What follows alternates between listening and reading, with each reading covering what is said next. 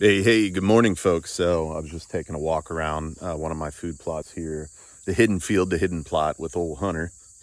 He's taking a dump on the edge of the Egyptian wheatgrass. But if you've watched some of my earlier videos, I talked about how you might not be able to see it from here, but we have a little bit of a depression here in the food plot. And it comes up out of the woods there. It's like a little draw that the deer love to come up that way. And when they want to head out from this plot, here's one of the trails they use. You can see how well used it is. Comes right across the trail.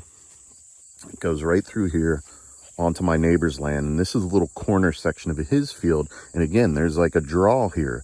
So it goes uphill that way. So they got good screening, essentially, because of the terrain from the road, from, the neighbors, and they can come up here, feel comfortable, and have a good escape route into the woods down here or back this way. And so last night I was driving, just looking for some deer right before dark, and there was a nice buck, two-year-old buck, 8-point, with some does right out here. This is exactly the trail that he used, and they were right on the edge of this tree line.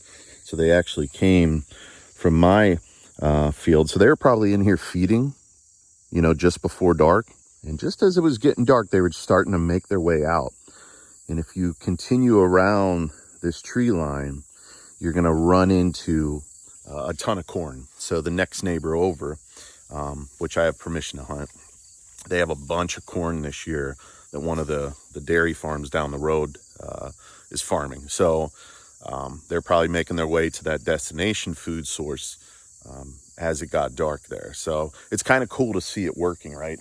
Our food plot still has some growing to do. I'm going to layer in some more rye. Archery starts a week from today, so I'll be definitely out next weekend.